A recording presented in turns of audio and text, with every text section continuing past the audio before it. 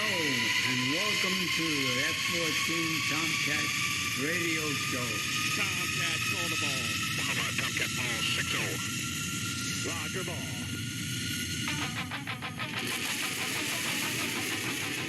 Hello, and welcome to the F-14 Tomcat show, straight out of Grumman, Calverton, where all 712 F-14 Tomcats were built. Thank you, everybody, for joining us. We're glad to be here tonight. We're joined by our guest tonight, which is Tung from, it's hard to pick a squadron on this one, VF2, VF142, VF213. He's a radar intercept officer. Quite a history, his career. We're excited to have you with us. Thank you for joining us. Awesome. Great to be here. Also, we're joined by Scott, and he's a maintainer from VF84, Jolly Rogers. Hello, how's everybody doing? And a special guest tonight, we bring on Mike from Aircrew Interview. Runs a podcast show over in England. Very famous show, I'd like to say. And excited to have you with us tonight, Mike. Yeah, thanks for having me on, blokes. Yeah, bloke. I said bloke again. That's another one. We keep adding them up. Don't worry. All good. Also, our host, we have Jerry Leakster, VF102 Diamondbacks in the F-14A and the F-14B. Hey, happy to be here. Also, Eric McMullen, Siphon, VF31 Tomcatters in the F-14D Super Tomcat. How you doing? Good morning. And our maintainers, we have Ken and Brian with us. Ken is from VF14. He's Top Hatters, VF31, also with the Tomcatters. How's everybody doing tonight? And we saved, last but not least, because he's world famous. And he is Brian from VF143, the famous Buchan Dogs. Hello, everybody. Also, I'm your host, show producer. My name's Lorenzo, and I'm joined by a close personal friend. Many of you all know. I call him CJ by his call sign, but he's a Tomcat Hunter is his page on IG. Catch up with him. And again, hello, and thank you for joining us tonight. Anytime, guys. Glad to be here. We're excited, and let's get this going. Let's get this underway. Scott, VF84, Bones, Jolly Rogers in the mid-'80s. Quite exciting interview, and honestly, we're excited to hear about this. And Ken, Brian, you guys, it's all yours. Take it.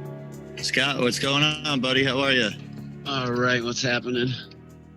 Not much. So we got a couple questions for you. Brian was in he was in the Tomcat Squadron. I was in the Tomcat Squadron. I believe you guys are both ADs. So it leaves me to be on EAM in the group, if that's correct. No, I was also an AM. Oh, you are an AM also? Okay, Yep. My mistake. Mm-hmm. All right, so you're outnumbered then, Scott. Sorry about that.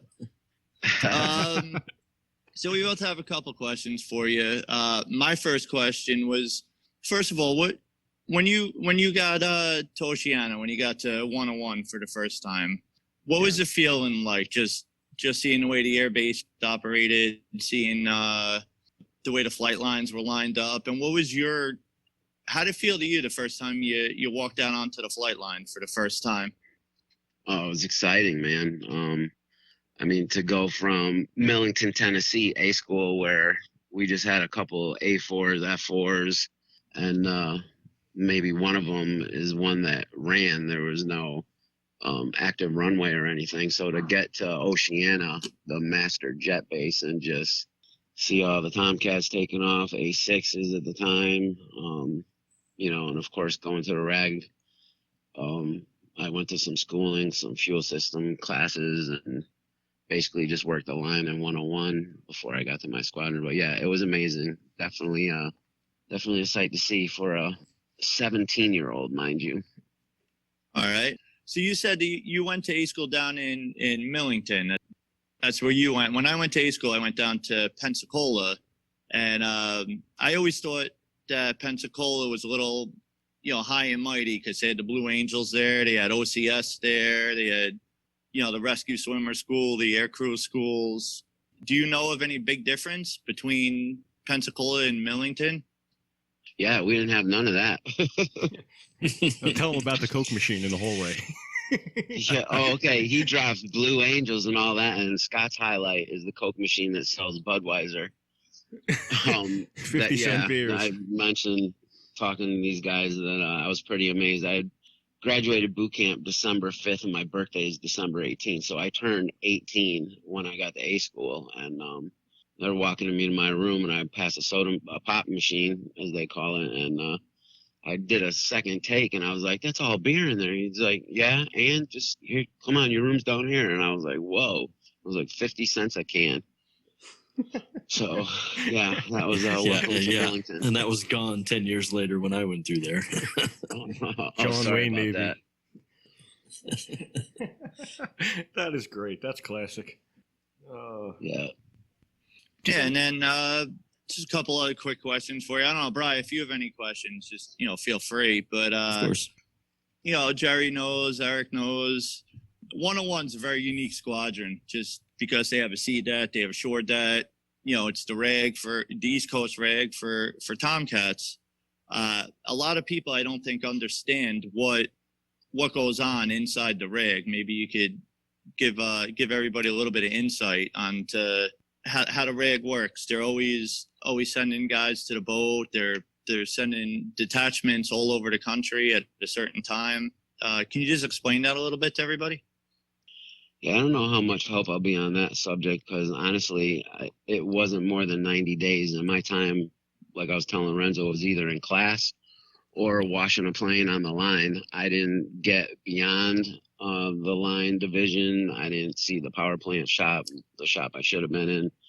I didn't interact with any pilots, nothing, no flights, it was just all like weekend stuff, night stuff, washing planes and standing watches at the barracks. So I really honestly can't answer anything in depth about what goes on in a rag. Yeah, Scott, the big question I had, I read everything that you and Lorenzo talked about. I saw that you got your shell back, you got your blue nose. How'd you manage to get the shell back on a med cruise? Because I did 2.5 med cruises. We never came close. Yeah, that's pretty weird, I got to say. Yeah, I'm not sure if things changed and it turned into a so-called world. Because that was the time we went out, and like I got out pre-Gulf, any of that in '89. So I think it was '87 when the Libya thing happened, and Gaddafi made a line of death, and we had to chug over there and cross it. And I don't know if that changed things. That we ended up with the boat. It was on the Nimitz, and it was due for her service. So I know the plan from the get-go was to bring it back around. So maybe I'm mistaken with him, and it was a world night I met on that one. Because we brought it around the Horn, and Air Wing got off in San Diego, and the ship went up to Bremerton. I believe it stayed on the West Coast from there. The Roosevelt got commissioned, and then they picked up that ship. So I believe that I remember that you guys went around South America. Is that right? Yes, correct. Did you have a port call in Rio de Janeiro or something like that, or yes, somewhere down there? Yeah.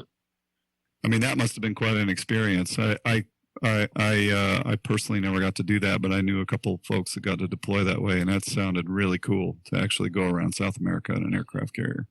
Yeah, I had me a pina colada at the Copacabana. Not many 19-year-olds can claim that one. No. Yeah, but what a ride around the Horn. I was telling these guys, they parked the aircraft in diamond formation with the blast shields up behind the blast shields, heavy weather tie down. So we had 20 chains on every bird. And I told these guys I was watching the monitor in the berthing one night, and I watched waves come up over the bow, hit the blast shields, and just cover our planes. And I told them that was the first time I knew I was on a ship, because I never felt the Nimitz move at all until that little journey. That is wild. Yeah, and that's why Grumman builds aircraft for 2 to 3 times what they really need for land. Yeah. Absolutely. I got a quick question. I want to jump in real quick and run you back to Millington real quick. And A School. Working on the A4 Skyhawk and the F4 Phantom as part of your entry program into jets and working on them. My question is with no F-14 Tomcat at Millington, and you're working on an A4 and an F4 Phantom, which was really cool. I got to say, you mentioned getting a startup GE-79 and fire that up in Phantom, and that had to be quite an experience as a young kid to get to work on something like that and get to fire it up. It's your first real jet engine experience. For sure. What I'm curious on is we're training you to work on Tomcats, and we're sending you to 101 after this, and you've never even seen or worked on a Tomcat. And, A4 and F4 McDonnell Douglas aircraft. I guess when you break it down, the airplane is kind of similar in the same where it's hydraulic and whatnot. But I'm just curious to ask on the maintainers for Brian and Ken to counter that. When you guys went to school 10 years later in the 90s, 97, you guys were working on F-14s at that point. I would assume the fleet had surplus Tomcats because the A's standing down. And you guys, your schools at that point, I'd assume, would have an F-14 there where you wouldn't have been working on an A4 and F4 because in his generation, those were the popular airframes and they were timing out in the mid to late 80s. What do you guys think on that? Yeah, I don't recall ever seeing a Tomcat until I got to Oceana, though. I don't remember one at Millington. So we worked out of the shop, and that was it. We never really touched an aircraft until I went to Framp school at Oceana. Wow. Yeah, same here. Down in Pensacola, we always worked on A4s, and same as Brian. I never saw a Tomcat till I stepped across the flight line for the first time. Interesting. So I guess at some point they did away with his A4 and F4 in Millington, and at that point it just became a paperwork class chalkboard. Yeah, and there was a big difference between the A4s, you know, with the slats being gravity, drop down, you know, the airspeed brought them back up, and the Tomcats, like the last show we talked about with the flap slat lockouts, it's just a whole world of difference. And, you know, it's like a dinosaur compared to a Ferrari, so to speak. Yeah, absolutely. And that's what I'm thinking you're working on. You know, you don't know anything about airplanes, and you're learning about an airplane that will be zero relevance to what you're actually going to be doing in the next couple of months coming up once you're transferred out of there and you graduate. So it's just interesting, though. But Scott, though, to get back to you, though, on VF-84, Jolly Rogers, 1985 was your first deployment with them.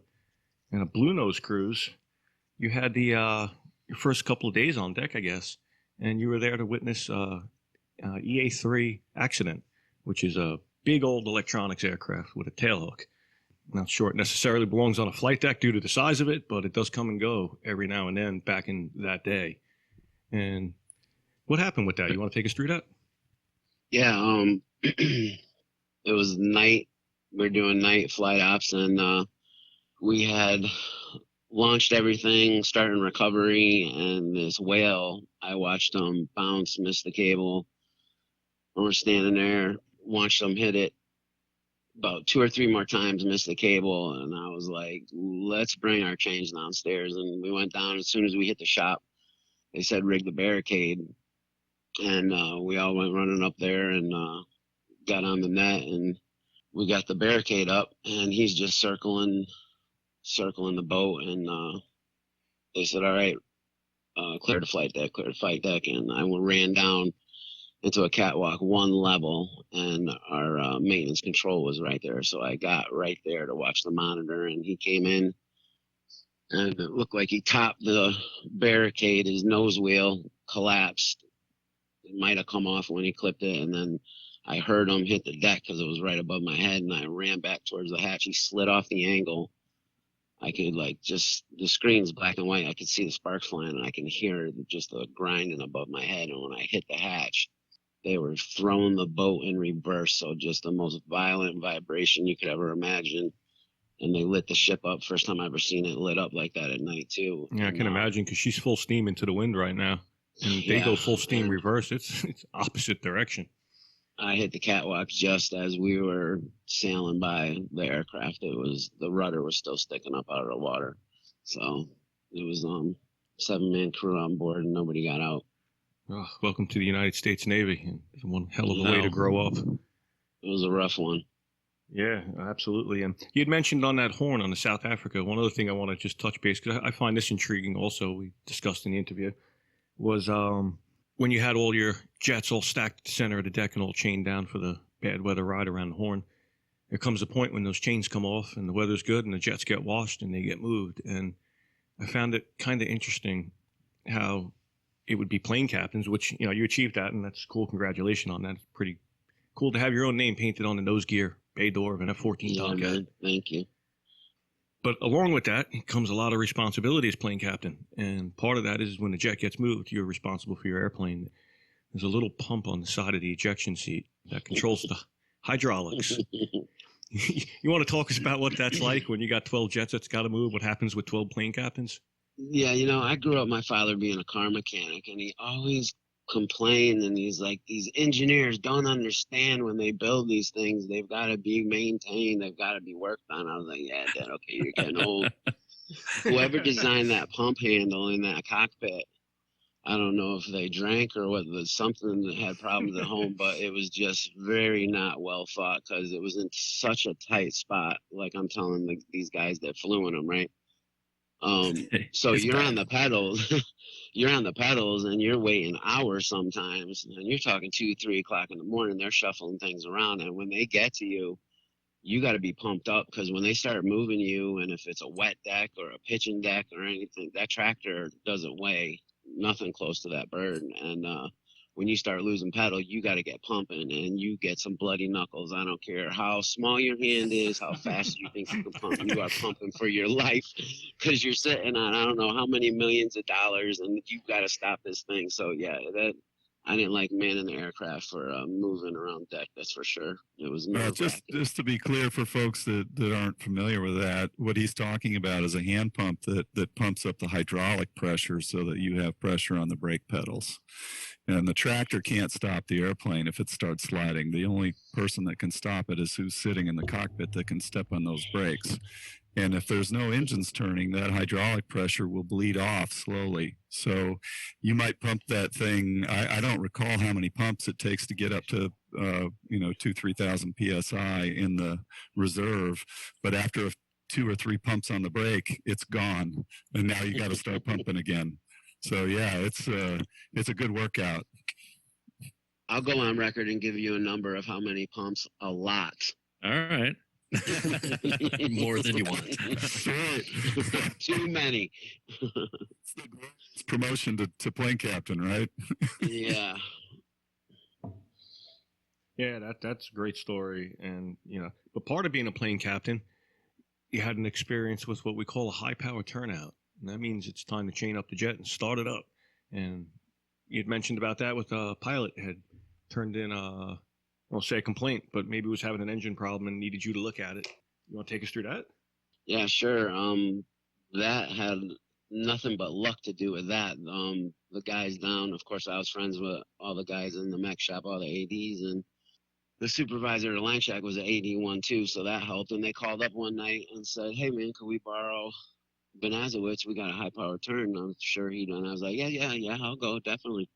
So they let me go down there, and just like he said, there was something written up about something going on at high power. So they got me up there in the cockpit, and we had to pull the bird forward, kneeled it, then heavy weather tie down it, and lit up the first one, crossblade number 2, and that already I was ecstatic because I've only turned one engine up to that point. And I was just doing what I was told, getting yelled in my ear. I didn't know really what was going on other than that it was about to be awesome. And we got them both lit up, and we got the okay. And yeah, I'm not, you know how you grow up with guys who just have they got that speed bug, whether it's a motorcycle or car, whatever. I never had that bug. And that night, that was the most amazing feeling of power. Like I was telling Renzo, I can't even imagine. I can't wait till we open everything up and I get to hear from the pilots of what it's like being up there in the air with that power at your control. It's just undescribable, almost amazing. And that was at nighttime, and that was an F-14A. Oh, so yeah. the plume. I didn't even think the image. canopy was open, so I was going to say I didn't even think to look in them. What is there? Maybe 6 rearview mirrors that they can look in their back. I wasn't thinking about looking at the cool flames rolling out the back. I was hands on the throttle, just like, wow. How long did you let it run for? Like I said, it was seconds. It couldn't have been more than 8 or 10 seconds. I know they don't like to run them at that. Yeah, they tend to cook the engine oil when you run them in burner at idle. On deck to say. Stuff probably happens. I'll tell you, one of my favorite things to see was occasionally when they do a Tomcat engine off the fantail, doing a jet test off the back. They run those things at full burner, max burner for about 4 or 5 minutes, I think it is. It is an amazing sight to see. Usually at night, because you're after flight ops. Yeah, it's quite a what's the fuel flow in full blower? It's 1,000 pounds per minute per engine, so 2,000 pounds a minute in the TF30. You're really going through some fuel, And I did a few high power turns with some folks. And of course, you know, when you're parked behind the JVD and the person in front of you is about to go off the catapult and you're only a couple feet away from an F-14 in full afterburner, you can feel it through your bones. Mm-hmm. And I would look outside and see the, you know, the final checkers standing there just a few feet away from that airplane in full blower. And I just couldn't believe that anybody could stand to be that close to that engine. It is incredibly impressive. It looks great on a video, but to feel it up close like that, I mean, you can literally hear it through the entire ship when the airplane's on the catapult in full afterburner. It's incredible. Absolutely. Yeah, we used to call out at Calverton, if you were at the right place at the right time and you got a burner pass off the runway, the test pilots always kept the plane low to the ground and full blower over the road because there's a crowd of people out there. And if there's anything anyone likes more than anything, it's a full blower pass in a Tomcat right over your head where you can feel the rush of the energy, the heat of the engines, and then he just janks the stick and climbs right out. It's quite an experience, and it's always, I don't want to say it was always done for the crowds, but it was always done. They always waved to everybody out on the road edge, and you know, those were their fans. Also, question, now that we're out on cruise with the Nimitz and stuff, and you had mentioned a funny story. I got a laugh out of it. It was your ejection seat training. That's why I gave a mention to it earlier. And take us through that, what that's like on your first time learning about the NACIS seat and, you know, getting close up and personal with it. Okay. Yeah. I was brought in the hangar bay. Was told I was going to get ejector seat qualified, and had a guy throw me up in the cockpit. He's hanging on the ladder. And he said, okay, you have your primary and your secondary ejection seat handle. And he's pointing and I'm looking. He said, this is your primary. You don't ever want to yank on this handle ever. And as he's yanking on it, telling me, don't ever yank on this handle. And I'm looking at him terrified, waiting to see if he's like going to crack a smile or what's going on here. And he reached down, this is your secondary ejection handle. You don't ever want to yank on this one, as he started yanking on it. And when he let go of the handle, he said, are we clearing everything? And I was like, yeah, we're good. And that was my ejection seat qualification. Not to pull on the handles. Pretty straightforward, right? Yeah. I never touched the handle. I bet. Was he actually pulling on the handle or was it something else? I mean, no, he had his hand on the cord, on the rope. Yeah, the pins were in there, I assume. So he was just yanking obviously away. pin, but still, no. Yeah, right. You learned the pins work at that point. Yeah, that's like sitting on a loaded gun. Every time I ever got into an F-14 or any airplane with an ejection seat, you're very respectful of that and always checking the pins before you get in. And then, of course, you want to get yourself strapped to that thing as quickly as possible in case it fires by accident. And there's been numerous accidents with maintenance folks and aircrew with ejection seats over the years. So it's something that when you're in the air and you're sitting on it, you're very, very grateful that you have it. But when you're sitting in it and you're on the ground, you're always aware that you're sitting on a loaded weapon. I mean, it can really do some damage if it's used at the wrong time. Yeah, I heard a story once. I'm going to bring a friend on. Soon we're going to go live at the store. VF-142 Ghost Rider, his name's Tom, worked the paint shop for them. And he was on deck one night, and a 142 airplane came in. This was back in the A days in the 70s. And plane came in, and not exactly sure what happened. I think the hook broke on it or something, but it almost did stop the plane.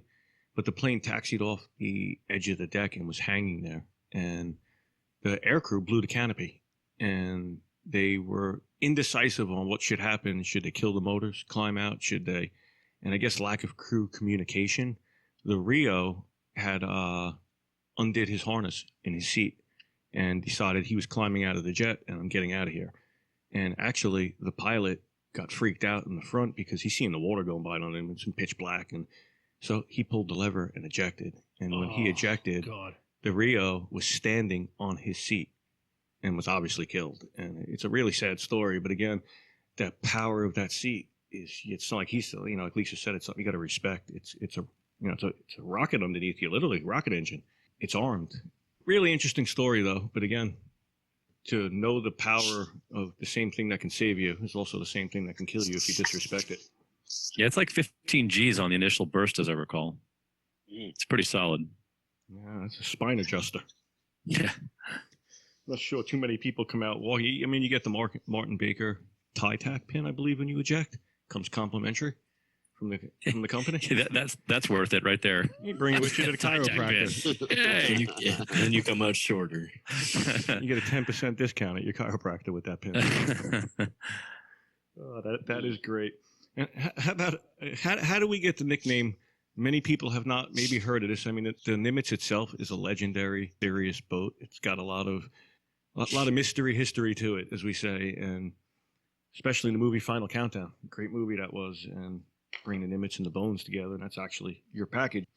What I find interesting, you want to clarify how we get the McNimitz out of this? McDonald's name crossed over the McNimitz.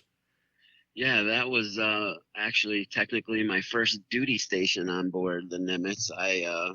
My first time immediately went TAD mess cranking, and I was sent to the forward galley, which was the McNimitz. It was open 24/7, and they always had burgers, fries, fast food stuff, pizza stuff you could just grab real quick if you had time. You know, guys working all night. And so I mean, it was done up, had the golden arches, McNimitz, everything. I was like, wow, it's pretty amazing. Yeah, that's great. That's a great career, and congratulations, by the way, on your granddaughter being born and another new Jolly Roger in the family. Oh, I thank you, Yeah. Liliana. Yeah, exciting. We were excited to put that up for you and share that with everybody. And I appreciated that. Thank you. absolutely, it's a great career. Great career. A plane captain with one of the most respected squadrons in the business. You know, most people, I would say, the most notorious squadron in the business. I think that would be pretty correct to say that with the Jolly Rogers. I mean, I speak to Ed about it a lot over at F-14 Tomcat Legends, and a big hello, Ed, out there.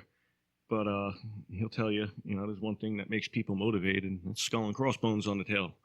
So, very cool. Yeah, man.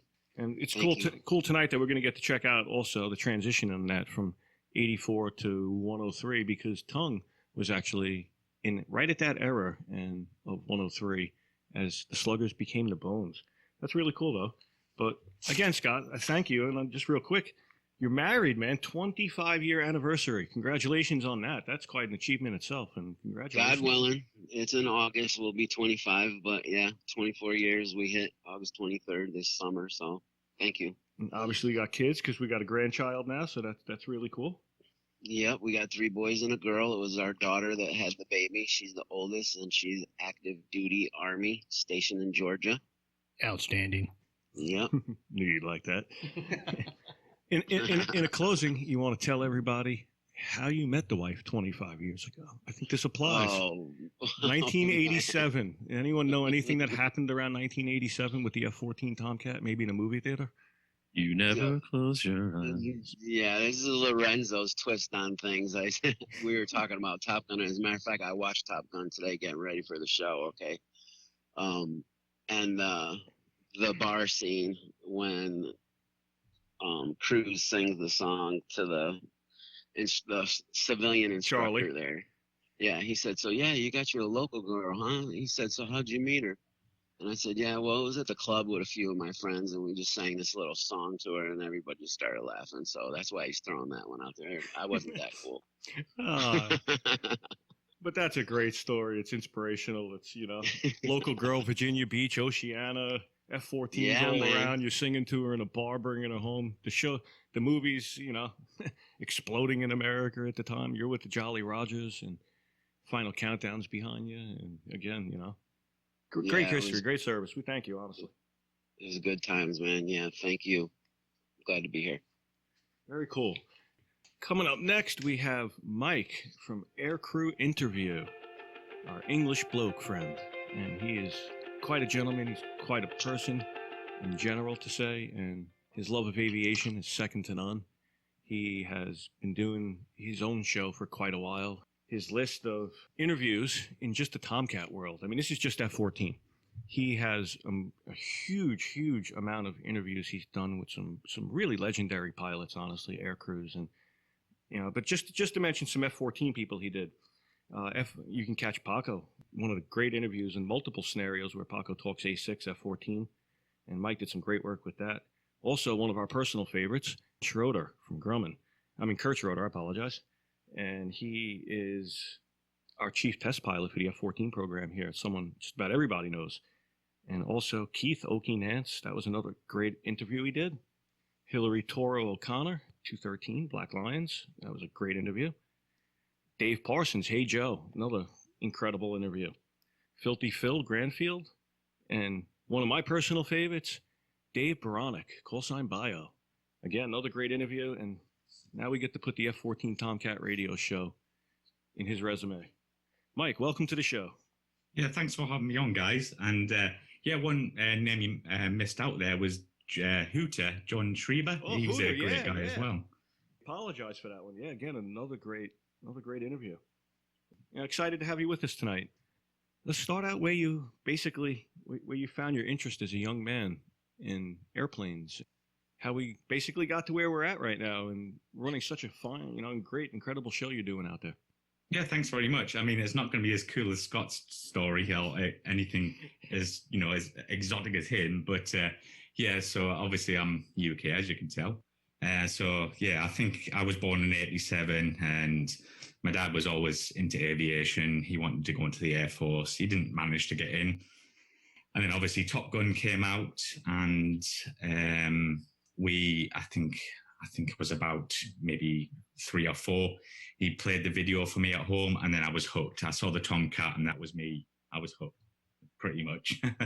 Yeah, that's really cool. That's interesting. And, usually it starts out with children, with parents. They are the ones that, you inspire the child. You point him in that direction.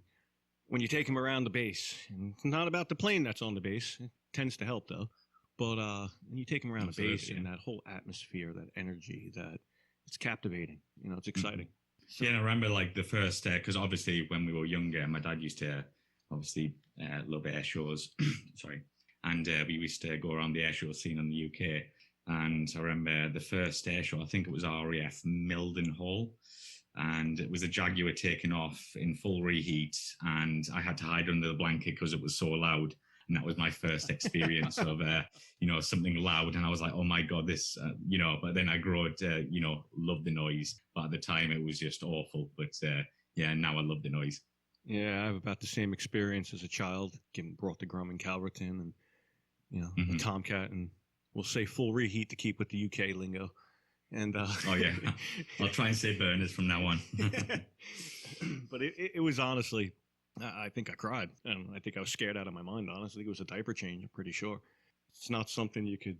Well, let me just jump in there a little bit. My little experience as a child out there, once again, out in Calverton with pumpkin picking, and I hear the sky rip open, and I could feel the energy surging through my body. I'm like, what is that? I turn around, I look in the sky, and I see these 2 diamonds flying.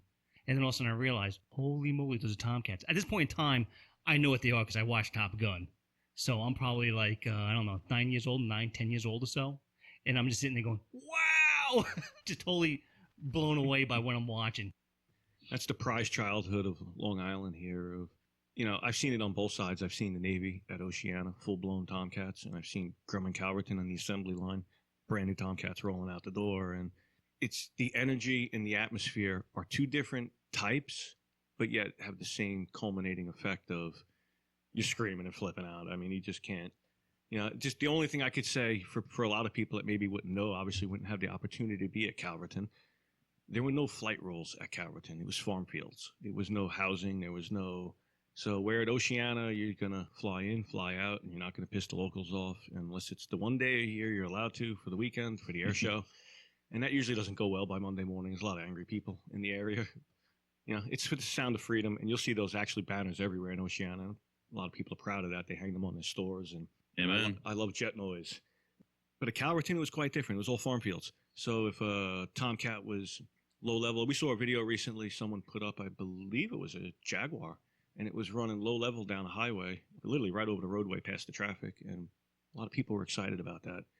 And I thought when I saw that, I was like, that was just another day at Grumman Calverton, actually. Wings at 68, 150 feet off the ground, 500 knots right off the highway in front of the factory, and brake for the factory the second you get, to the clearing.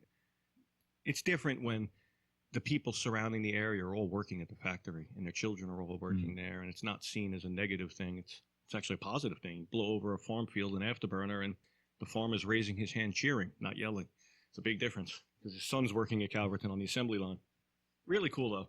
Also, you said that your dad had taken you to see Top Gun in 1987, I believe. Well, yeah, I was born in 87. I'm sorry, yeah. I think he took me to the cinema maybe the year after. But then I remember maybe I was about 3 or 4. He put the video, if anyone's watching a video, VCR, and he put it on, and I was like, that's amazing. And I remember the opening scene, on the deck, and the burners opened up on the A model, and I was like, right, I'm hooked. That's me. That's what I want to do. Whatever I want to do, I want to be into aviation. And that, it literally hooked me. And I think from then, I think I had everything F-14. Even if it was a tiny little toy, I'd be like, Dad, can I buy that? And he'd be like, okay. So everything, I had horses on the wall, everything over the F-14, because it's an incredible aircraft to me. It's amazing. I think the main reason that we're all here right now is because of that opening sequence to that movie. Oh, it has brought us all together. Yeah. Absolutely. Definitely, absolutely. yeah. So from there, you grew up and you had that notion you wanted to fly. We spoke a little bit about the RAF and trying to go down that road. And where did that take you? How did that work out? Yeah, because I think, I went to, I don't know what you have. I mean, you graduate, I think 18, we have A levels. So in the RAF, you have to have 2 A levels to go into the RAF. So I had them. I went in to try to go in as aircrew. So that would be pilot or nav, or you would call it a RIO or WISO over in your country. And you go through all the tests. And I think I got through about 2 or 3 of the tests through, and I just wasn't good enough, unfortunately. And that kind of knocked my confidence, because that's all I wanted to do. And so I took a step back, and I went back to college and stuff like that. And then I tried again when I was about 23 years old. But I went in for the engineering roles and stuff like that, or anything to do with the engines. And again, it just didn't work out. There was the rules, and there was so many people I could get in at the time. There was just not many people, going through the system at the time. So that, again, knocked me back. And after that, I kind of worked a few, I guess, in quotes, normal jobs, retail and stuff like that. And then I went to study aeronautical engineering at a place called Marshall Aerospace. And again, I did that for about 1.5 years, 2 years. And then personal reasons got in the way of that, and I had to leave, unfortunately, even though I absolutely loved it. And then I had the idea for Aircrew Interview, because I just wanted to be in aviation, whatever it was, speaking to brilliant guys like you, and I just wanted to be in that. And I thought, this is the best step to just being able to make a career out of chatting to aircrew, ground crew, whatever. So that's basically where I am at the moment. Yeah, and that's incredible, because the road to get in the RAF it's distinguished. It's hard. It's not, it's one of the premier air forces on the planet. The best of the best, just the same way you would apply to the Navy for the F-14 Tomcat, and the RAF has some strict rules to get in there, and which makes it a lot of applicants and only a few make it through the pipeline. One of the cool things about it I want to mention, because with Peacock, you had mentioned on Happy Hour about his pilot exchange program, and the fact that Leakster, Tung, a bunch of you guys, Siphon, you probably know about this. With the pilot exchange program, they'll take pilots and swap them around where you'll be in RAF and you get an opportunity to serve in the Navy temporarily. And someone like Peacock had an opportunity to fly the A6 and Intruder. And meanwhile, he was in the Tornado over in RAF. So that's quite exciting. And to hear that, your dreams didn't get to be in the RAF because of the pilot exchange program, who knows, you could have flown a Tomcat. That would have been... Yeah, absolutely. And I was talking to... It was actually off screen with Rick Peacock Edwards, and I was just talking about their F-14 to Tornado F3 exchange.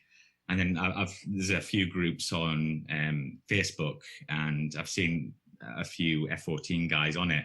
And it was really interesting. They were comparing the F3 to the Tornado. And they said basically the A model was equivalent to the Tornado F3, but the B and D was just so much better because of the engines, which I found a real like interesting comparison, which is interesting for me because I've always been like my main goal is to try and get aircrew from either side. So a Tomcat guy who's went on exchange and flew the Tornado and vice versa, but they just seem to be so rare because I would love to compare, you know, the two types, because they're very similar. I'm probably going to get in trouble from you F-14 guys here, but like everyone That's says, okay. the F-14. Well, our comparison will be rather short. Bio bollocked me on this one, actually. He said, I get really annoyed because he said everyone says the F-14 is an interceptor, but it's not, whereas the Tornado is classed as generally an interceptor. That's what it was. So the comparison between the both, I know they do similar roles, so that is my main goal. So if any of you guys, you know anyone like, you know, crossbreeding there, like I would love to chat to them because I think it'll be a great interview to get the American side and the English side of that. I think that can be arranged. I think Tung and I both know some guys. Yeah, so I think we all do, yeah. I already talked to Lorenz about that, and we can make it happen. Awesome. I appreciate that. That would be great. Yeah, I mean, the comparison side of things will be rather short. There's a few things missing in that Tornado. The auto wing sweep feature, the blokes forgot to put that in there, and you know, so the pilot is going to be manually holding that wing. I'm going to stick up for the Brits here on this one. Yeah, what was it? I love the Tornado. It basically came down to money, obviously, the auto wing sweep on the Tornado, and obviously finance is obviously a big thing in aviation all the time. Absolutely. But the pilot said once you got used to it, within like, I think I was talking to someone in like a couple of flights, and they were just like, it was natural like a gear stick. That's what they said, and they said we didn't need it anymore. But I know the Saudis had, because obviously the Saudis have a fair bit of money, they had the auto wing sweep and their Tornado F-3s. Yes. But yeah, I don't know. I'm in front of a bunch of F-14 guys, so I'm not going to. I think it's a fair comparison, Mike, to be honest with you. Yeah. I've talked to quite a few guys that have flown both and lucky enough to take some Tornado guys for rides in our squadron when we were at sea. We, that kind of thing happens quite often. And Tung and I both knew quite a few guys in the RAG too that had come over and really neat stuff. But the Tornado had some features that the F-14 didn't have that it was modernized early on that we were jealous about when we talked to those guys. So it was an impressive airplane. There was some odd things about the Tornado where the stores had to adjust as the wings sweep into angle wise, which is another thing that can fail, obviously, right? Of course, yeah. And certainly the automatic wing sweep of the F-14 is something that you enjoy as a fighter pilot because you like automatic systems. But the problem is when automatic stuff stops working, it can surprise you. And we lost more than one F-14 to pilots that didn't realize that their wings hadn't swept forward when they were supposed to. So if you're doing it manually all the time, you're more connected to the airframe, especially as a lower time pilot. Certainly after you had a few hours in the F-14, it became pretty obvious pretty quickly when the wings didn't do what they were supposed to do in automatic, and it was quite common actually. So automatic systems and lots of moving parts in 1960s and 70s designs can always bite you, right? Of course, yeah.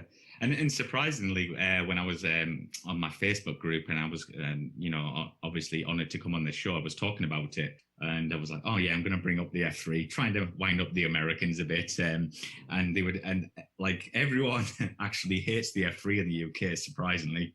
Everyone's like, oh, F-14 is the best. I'm like, so I think as a Brit, I always go for the underdog, but probably the F-14 is a better aircraft in general.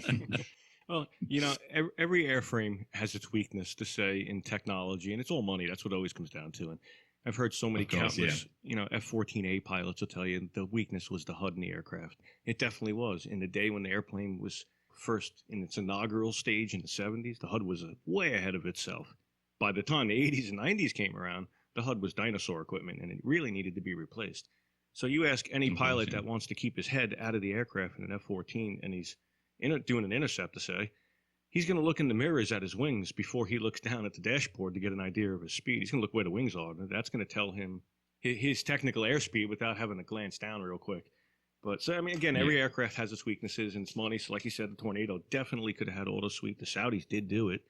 It's just the English, like us with the TF-30 and the Tomcat, they learned to work around it to say, get the most out of the platform without losing much. But speaking of that Tornado, and again, going back to that Peacock happy hour you did, he had mentioned and you had mentioned, did the Tornado ever come to the States for an air show? And sir, I am proud to tell you that the Tornado did come to the States for an air show. And it not only came to the States, it came to Grumman Calverton. That was probably one of the highlights of my times out there because it's the only swing wing fighter that ever showed up at Calverton short of a Tomcat. It was flown by the Germans. We had an air show, I believe in 97, the year after Grumman had vacated the property. And the town of Riverhead, the town where the facility resides in, had hosted the air show. Ironically, the Navy did not send the Tomcat because they said they didn't have one to send, which I'm speechless on that to this day. 23 years later, 350 of them, I have one to send back to the factory for an air show, the last air show at the factory. But still, we had the Tornado. It was exciting. A quick story without incriminating myself. I was out on 25 when that Tornado showed up. I was on my Ninja, and I'll just say I was matching the speed of the Tornado while he was skirting down the highway. I guess you'd say weapons system officer in the backseat was kind of cheering away at me as he was, side by side. And then he made a hard left turn for the field to Calverton. Exciting, though, to have them there. And I pulled right into Calverton as soon as they landed, down to the flight line and talked to them. And some German guys, they were just so happy to be here. They were happy to bring the Tornado. They got such a warm reception. I don't want to say many of the kids around the area thought it was an F-14 just because of the similarity in looks. But it's exciting to be able to tell you that the Tornado did actually get to an air show in America. Not just that, but Grumman Calverton, actually. Now, like you've just pointed to that story, all I'm thinking of now is, when Mav's on his motorbike and the F-14, that's what I'm thinking about you with the Tornado now. I don't want to say it was identical, but I think his speed was a lot less than I was going. But again, that was exciting to be able to share that. I heard that during the show, and it's definitely something I wanted to mention to you and stuff. So, it's really cool what you're doing, and we really appreciate it. As the world in general, to say, many of us, and even before we started doing this, I had been following you for years, listening to countless guys come through, tell some great stories, great history.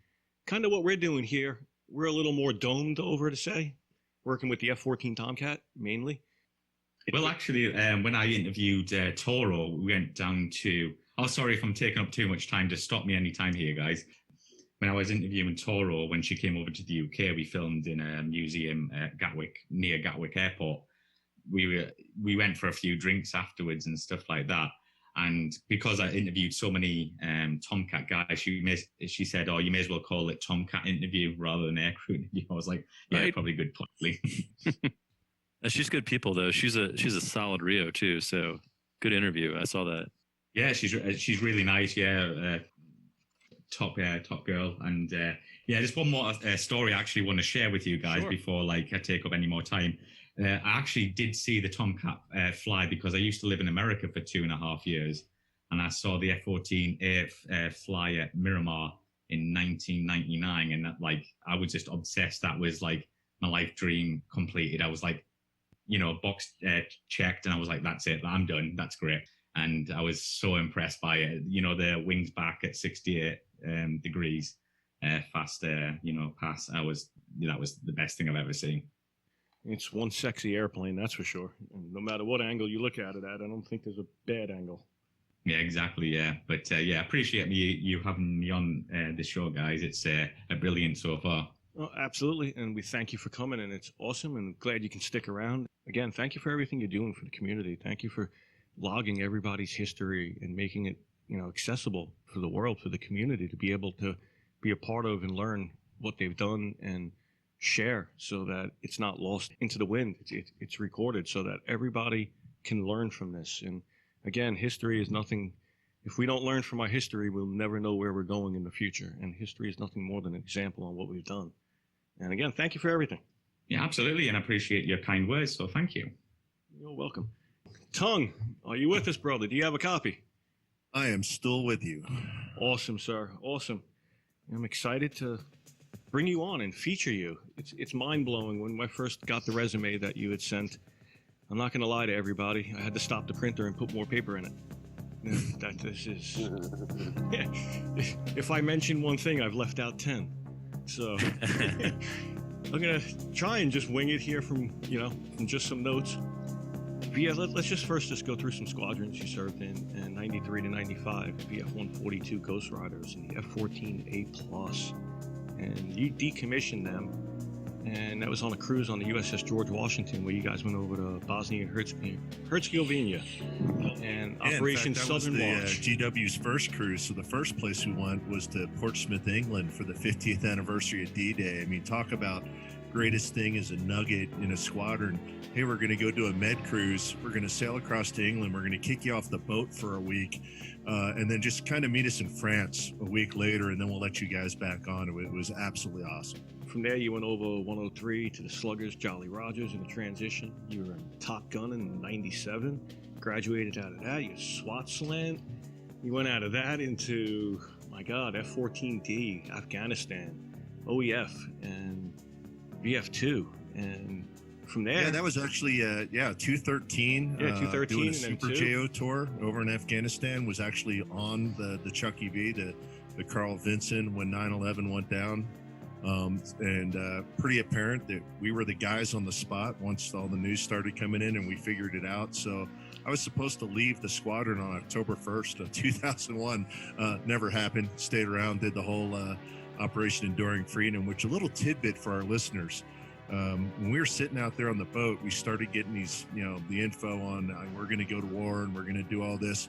And it really wasn't called Operation Enduring Freedom to begin with. It was called OIJ, Operation Infinite Justice, which was way too cool of a name. So then they changed it to Operation Enduring Freedom. We can't be quite that obvious. yeah.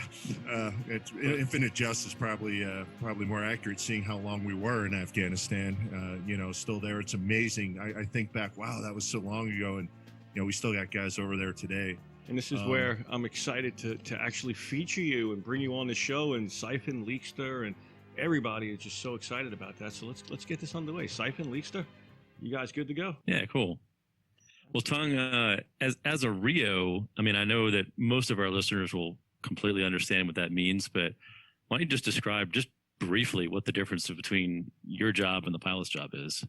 Yeah, so it was already mentioned, I saw Top Gun. Didn't quite get the Rio thing, right? Because if you watch Top Gun, what's Goose's whole job? Sit in the back with your mask off and basically shout encouragement to the guy in the front seat, You got it. And by the way, let me get that canopy for you. No problem, Mav, right? In fact, all the Hollywood movies, man, they're always so high on the pilots, right? The pilot's always cool. You guys ever read Flay the Intruder? The PA gets shot in the neck on page 3. I mean, that's right. Cool. So the only movie that's actually worth a damn that Hollywood's put out there was Behind Enemy Lines, because if you guys saw that one, the pilot got killed snuff style, and the Wizzo was actually the hero of the movie. So, being a Rio, being a Wizzo, I mean, people don't get it. They always thought that pilots were the glamour guys. But since we're telling truth here tonight, the Rios were actually the most important. I was so important to the Navy that they issued me a chauffeur to take me to and from the battlefield to slay the enemy. I mean, that's, think of it more as the corporate limo model. You got Jeeves in the front. He drives where the guy in the back sits, and the guy in the back sits in the back, works the TV, the champagne bottle, all that stuff. So that's pretty much what it was, But the Tomcat was funny. I did a lot of times in Tomcats. I flew A's. I actually got to go to the Kosovo and fight the war a little bit when I was in the weapons school. Went over there and flew A's in combat with VF-55, 14 and 41 on the Roosevelt. The split, yep. Did a lot of time in B's. Obviously, I started my career in B's, so I got to fly all models of the Tomcat. And the thing about the Tomcat is it forced crew coordination, because, anybody here, Siphon, this Leekster, there was stuff that only the pilot could do. So the pilot was going to do that. There was stuff that only the Rio can do. So the Rio was going to do that. And that forced a lot of bond, because, man, you just had to depend on that other guy to do that thing that only they could do. I got into Super Hornets. And I did the transition with VF2 when we became VFA2. And I thought, well, we're getting a bunch of single seat Hornet guys that are going to go Fs. And, these guys are probably not going to want to have the Wizzo in the back seat because, they didn't have it. And I'm thinking, well, at least the Tomcat guys that are transitional stick up for us. Oh, no. The Tomcat guys were like, no, I get to run the radar and I can do everything and I don't need you in the back, right? And they just wanted to do everything, right? And they figured out that maybe that wasn't the best idea. And it's the single seat guys that loved us. They're like, man, I did not know how screwed up I was. And I can toss just about anything in the back seat. And that guy will kind of take care of it for me, to the point where when I was getting out, I mean, we were putting helmets on, joint helmet mounted queuing system on Wizzos. And like, you could like shoot missiles from the back seat and stuff. I mean, it was just getting scary. And the Super Hornet was so different because you could literally be in the same cockpit with somebody almost doing two separate missions. I mean, this guy could be doing a complete air-to-air mission in the front, and you could be doing almost a different mission in the back. And that was never the case with the Tomcat. But I'll tell you that I've got some love for the Tomcat. I wouldn't say never the case, Tung. I had some Rios that were doing a different mission than I was every once in a while. Yeah, that didn't work out well. Yeah. Usually when the pilot and the Rio weren't doing the same mission in the same cockpit, that wasn't going to be too good. I've seen it happen a couple times. It wasn't intentional. No, definitely not the general plan of the day. Although I will tell you, there were also some times when there were some people in the squadron who weren't necessarily getting along with each other, and they got crewed together. And you're like, we got to make this work in the airplane because we got to be doing the same thing if we're going to be mission effective, right? Oh, yeah. And so, like I said, it was a great forcing function in the Tomcat because, in training a lot, you do senior, junior, right? So, I've heard it said before, when you're brand new Rio, you get assigned to some senior pilot kind of take care of, because he's having to, tell you how to do your job and what to do. And as you get more senior as a Rio or a Wizzo, though, a lot of times you started inheriting the new pilots, right? And so, I mean, in an extreme case, you'd get some of the guys that were really having a problem at the boat, and you got to sit in the back again with no flight controls except that handle we talked about. Right. And that was about your only control. That's one vote. One vote. Yeah. I get one vote.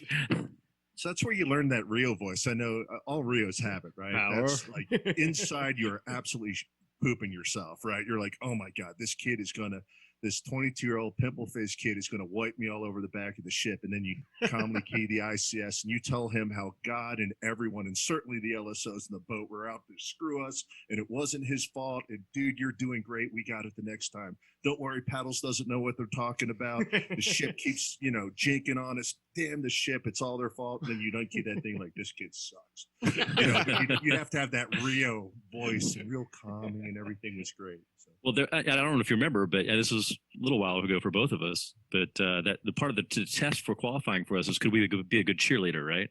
Yeah, yeah. So in that respect, Top Gun wasn't too far off because you had to do a lot of the psychological. Hey, no, man, you're doing great. But then there was the other side of it, right? I flew with one guy, and it's funny because I just mentioned senior, junior crew, and I was in one squadron where the CO was so dominating in the cockpit, and he knew that he would just rip up some new kid in there. And so me and one other guy were the only guys that were allowed to fly with him because we're the guys that wouldn't take shit. And he's like, no, God, we're going to do it this way. I'm like, all right, let's start with the HUD. Okay, now you don't have a HUD because we had a lot of circuit breakers. You could pull the circuit breakers, right? And when you want your HUD back and you're willing to come down, we'll negotiate, right? Because it's hard to bomb without a HUD, right? Right. So, yeah, it's kind of a two-way street. Do you ever have to fly with your admiral? Not with the admiral, but I flew with one of the funnier guys I flew with was a DCAG, right? And he was a Hornet guy, so the deputy carrier, the air wing commander. And he got his Tomcat qual, and he's like, "Oh man, I love flying the Tomcat. It goes so fast. Yeah. There's so much power. You never run out of gas. Ladder schmatter, just plug it and blow her and go." And I'm like, "Well, yeah, but no." Because 1,300 pounds aside, full afterburner, you're throwing 1,000 pounds a minute out the back. And I remember one time we're going into the Marshall stack, and he's like, "Oh, this thing's a monster." And I'm like, "Yeah, hey, DCAG, can you pull that out of burner? Because we got to land this thing." Yeah, it was fun. The Hornet guys loved the Tomcat because they like staying up forever. They like going super fast, and I think just like I mentioned, they liked having that other guy in the cockpit. in-flight burrito service, hand them some beef jerky. Pilots never bring a piddle pack. The Rio's always got one for me. So we're both stewardess and logistics janitor on occasion. Well, so I was going to ask you. So you're talking about the difference between flying A's, starting in B's, going back to A's for a bit, and then flying some D's. What would you say was the biggest benefit of D's? I mean, what was it about D's for you that made it just the absolute ultimate version of Tomcat? Oh, man, it's what the Tomcat should have been from, having to fly the A's, which, I mean, it was like play school. It was like my first aircraft. I mean, I remember the tumbling drums, right? You'd move the switch around and literally this drum of menu items would roll, and then it just had these push buttons next to them. And you're like, you got to be jacking me, right? I mean, this is a modern fighter. And then by the time you're in the D's, I mean, high, medium, low PRF, airborne self-protect jammer. You've got, I'm flying with 540 expendables over the beach as a forward air controller, bowl rails full of expendables. I've got talk about that real quick, because I bet we have some people that won't understand what that means. Yeah. So it's funny, when I went to the Super Hornet, the new guys, so I could pull their chain. I'm like, hey man, we had a moving map in the Tomcat. They're like, you did? I'm like, yeah, I used to write on the map in the back and throw it in the front cockpit. It was a moving map, right? And yeah, we had tow decoy in the Tomcat. They're like, you did? I'm like, yeah, it was called our Hornet Wingman. We just throw it in zone 5 and say C, right? So I mean, I used to jack with those guys all the time, but the D really was souped up. So let's start with the APG 71, right? High PRF, see guys forever. Low PRF, get in there and look at discriminating stuff. Air to ground mapping mode, which most people didn't know is in there a lot. I played with that all the time. I love that. Yeah, that was nice. Synthetic radar, get a nice ground picture. Medium PRF, right? So I don't care what the guy's doing, go left, go right. I don't care. I'll watch you through the whole damn thing. Plus, I got the Erst, so I'm not going to lose you. So I'm seeing anyway, you, yeah. Right, so I'm going to see you anyway. And then you go to interleave, and you can get the best of all worlds. So the radar was, for a scanned array radar, before they went to all this magic phased array stuff that everybody's got now. I mean, it was an awesome radar. See guys forever, see them whatever they're doing. So air to air. And then again, the Erst, which you talked about in the last episode, that thing was a beast air to air. Air to ground, and by the way, fleet interceptor, built for the Cold War, chainsaw tactics. I did everything I did in the Tomcat was pretty much air to ground. I was one of the first guys to get forward air control qualified, and I spent most of my time ripping around the battlefield, either a pre-planned dropping bombs, but most of the time I was a close air support or a forward air controller asset. So my job was to hang out, which the Tomcat did awesome. And I know you guys didn't build it this way, but when you build a sweep a wing sweep system, you can sit there and just sit at idle with the wings out at 20 with a buttload of gas. You have a ton of on station time. Loiter. And then when that poor guy comes up on the radio and he's in a firefight and he's way far away, man, plug it, the wings go back, and you are on station, and you instantly have you're gaining situational awareness of what the hell's going on the ground. And by the time the CAS assets, because I'm working that on the radios, by the way, Link 16 JTIDs in the F-14D, I got 4 radios. I can talk to command and control assets like this. I can talk to AWACS. I can talk to the KOC directly. I did lots of times. And I can get whatever I need as a forward air controller right away. And I can see them coming to me from behind me on the link. I'm not relying on the radar. Yeah, there were times, you probably had this happen too, but there were times when, because of the JTIDS radio, I was able to, I think you were talking about this earlier, able to relay something from hundreds of miles away that we couldn't get other than being on the JTIDS, pass it on a UHF radio to someone in the local area because they couldn't hear it. And that SA that we had was just spread around the battlefield. It was beautiful. Yeah, I did a strike over in Afghanistan that was cued by a Predator being run by an agency that's probably got 3 letters. And I was talking to the Predator controller on JTIDS, and I was running the strike with Hornets. They couldn't talk to him. I didn't have JTIDS and the baby Hornets. And I was the only guy that had total SA because nobody else could talk to anybody else in the strike. And we were organizing the whole thing. Wound up clean. The guy was going to shoot a Hellfire and to take out a group of bad guys. So I'm like, what are you, stupid? Right? Don't bring a knife to a gunfight. I got Hornet Wingmans loaded up with LMAP. That's a 300-pound shape charge warhead, and that'll clean out a room. He goes, oh yeah, good call. Let's use that. So wound up doing that. But as a platform, you got the speed, you've got the endurance to stay around forever. People poo-poo the bomb load. You're only carrying 4. I carried 3 2,000-pound JDAMs and did a strike one night into the southern part of the Super Mez, one Prowler and one Tomcat. That was it, because other guys had problems getting over the storm, and took out a whole barrack single-handedly, right? Because it could carry the Imperial War Pig, you know, the 2,000-pound JDAM. Yeah. You don't see the baby Hornets carrying that thing. And I carried it over a thunderstorm. By the way, got hit by lightning about 5 times on the way to the target. When you're carrying 6,000 pounds of ordnance and you're getting hit by lightning from below, talk about the pucker factor. And it did knock out your mission computer. That's good. No, it's pretty good. But, you know, back into the avionics, right? So now we've got Lantern, and we could cue it to stuff. I could hook a JTIDS track, a ground track coming out of a JSTARS, and, you know, an ultimate air-to-ground targeting platform, and my Lantern would show what he was looking at, right? So, and I've got, usually I'm flying 3 bowl rails, right? And you think of a Sidewinder rail with a little bit of cooling up front, and the whole rest of that length is just a giant conveyor belt of chaff or flare packets. And there were 160 per rail. And as a FAC-A would usually take 3 rails. So I got 160 times 3 plus 60 in the bucket. And I think 4 different times we wound up strafing in the Tomcat. Think about that. The aluminum cloud down there strafing guys in the year 2001, because we were out of bombs from having just dropped them on some other folks, and we're doing close air support. And I had more handheld shot at me than I could count. But those Bull IR rails, right? You just go 8 packets, 8 packets, 8 packets, flip them the bird, 8 packets, boom, boom, packets. And every handheld that would launch at us would take about a good 45 or 80 degree turn. You could see it. You'd see as soon as you put out the flare, thing was just setting off somewhere behind you into the flare mess. So the F-14D as an air-to-ground platform was absolutely awesome. You know, it's really amazing to think that this is a jet that was designed for hitting bombers at 160 kilometers out over the Atlantic Ocean there, because they're dropping a supersonic inbound missile basically. And so these are the guys that maintained it to do that kind of a mission. But then we're taking 10 years later, or 10 years before the end of the jet, let's turn it all around and do something completely different. It really is amazing the amount of versatility they designed into the jet. I loved coming back from the missions and telling the guys on the deck, "Hey, we did this. Hey, we did this. Hey, we did this." Could you talk about some of the experiences you were able to share with the guys on the deck that really seemed to resonate?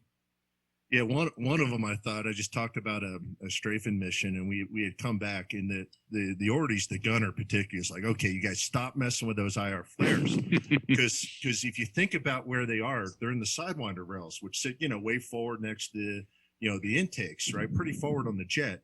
And when you go over and deploy these infrared flares, they're just a big smear of stuff. It's not like a point light source. It's like dumping a bucket full of Kingspurt out the jet, and it would kill the horizontal tail, right? You could tell when guys even tested them, because the tails would come back with these black streaks. Right. And corrosion control doesn't like that either. So we land one day and we trap, and we just immediately spin off to disarm, and immediately the gunner's over in my face, and he's looking at me like, come on, man. Because he just sees black all down my jet, right? And I can tell he's giving me crap like, "Hey, idiot, you put out a bunch of flares."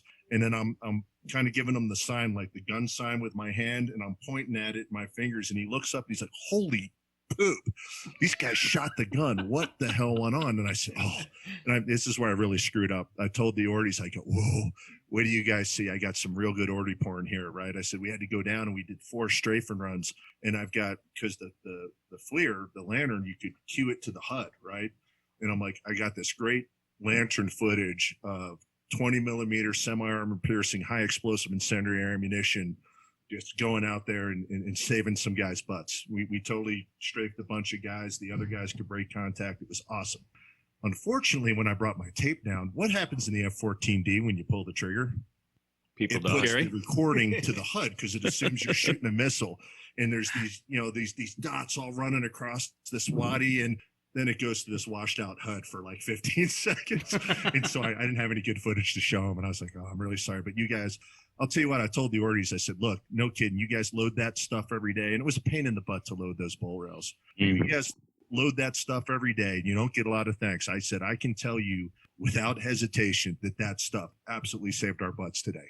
I said, without your chat or without the bowl system, without all those flares, I mean, we would have got absolutely tatered down there, strafing. And, you know, the F-14 was an aluminum cloud, right? And it made it a good FAC platform, because when you're a guy, because I had to get trained first with the Marines as a TACP, a tactical air control party. They call them JTACs now, Joint Tactical Air Controls. I had to go out to 29 Palms and learn how to control aircraft from the ground first, before they put you in the cockpit and teach you how to control aircraft doing close air support from the air. And I'll tell you what, Tomcat's a nice thing to show up, because everybody can see the Tomcat when it rolls in, and you can really easily assess nose position and where it's pointed. So it's great from a friendlies. You can give that guy that cleared hot, because you're going to see him and you're going to know where he's pointed. It's not so great when you're doing the strafing and everybody on the ground is trying to shoot you down, because you're also highly visible, right? Pretty easy to say exactly what you're doing. Hey, they just did this again. Let's do it again, right? yeah. And you're sitting there, and I honestly was thinking this the one day we were strafing Afghanistan. You have time in the jet to think, this is everything that they tell you not to do in training. And by the way, I told guys in training, never do this. And here you are, like, here's the third pass, same way, same day. Here's the fourth pass, surprise. No, not anymore, right? There is an amazing amount of stuff that we have to be thankful for about having a jet that was so reliable, that was so dependable. Especially, I'll tell you, towards the last part of the years there, when we were a lot more part supplied, we could kind of, and when we were doing the war, you know, we were at the top of the supply list. Things were working they were supposed to. But you mentioned about that there were times, pretty much every mission we went on, that something was not working. And you said something about 20% of the time there's almost some kind of issue that was out, right? So yeah, what I'd say it was, to be honest, even in the war. Now you got to think about the life expectancy and how fast we were using stuff. I mean, Leekster, what was your highest number of hours you flew in any 1 month in the Tomcat? I mean, because we're going up for, you know, 0.9s, 1.5s. Yeah, 1.5 like, nothing. Like 60 or 70 hours during Desert Storm. I think some of the guys hit 100, but that was just unheard of. Those kind of numbers are insane. Yeah, usually on a normal deployment, it's about 25 hours a month, or maybe. Yeah, you crack 20 hours a month in a training. It's a good month. On a deployment, 25, pretty good. We didn't start Operation Enduring Freedom over in Afghanistan till the middle of the second week of the month, and I flew 104 hours in October alone. And then I turned around and flew 110 hours over the next month in November, because we were doing hour-and-a-half cycles. We were triple cycling if we were staying down south, and then we were quadruple cycling, obviously with tanking everything if we were going far up north. So we were flying, you know, by the time you landed, 4.8. 6.4, those type of missions all the time. And a lot of NVG hours too, right? I don't think a lot of folks realize how hard that is on your body to be sitting in an ejection seat for that long. And the amount of attention that it takes in an airplane like that, you're just fried. I mean, you see people come in from 6-hour missions. Sometimes they have to be helped out of the cockpit. Because you're just worn out. Especially the FAC crews. We didn't have only the senior guys. It's the one time we flew all senior, right? I was the OPSO at the time in VF2, and I was rooming with the Mo, and I was flying with the Mo, right? Your most senior 04s. Crew together as a crew. That's how important that mission was. So we were up a little bit more than the other guys. But even with those super long cycles, man, as soon as the jets hit the deck, those guys were turning. Everything we did in the wars was on the backs of our maintainers, and that was not overlooked by the air crew. And we couldn't have done any of it if it wasn't for the guys turning the wrenches and getting stuff done. That being said, the Ds, as wonderful as they were, man, we were a bunch of inbreds. You came off a squadron, you got all your stuff taken from you, you know? I mean, it was like getting kicked out of an office. Okay, we're going to put all your stuff in a box, but you don't get to take it home. We're giving it to the new guy. Right? You didn't have radars, you didn't have JTIDs, you didn't have lantern pods, anything that was D specific, you know, certainly JTIDs, ASPJs. I mean, half the jets were lead nose. And then as you got closer to crews, you'd start getting some of the toys.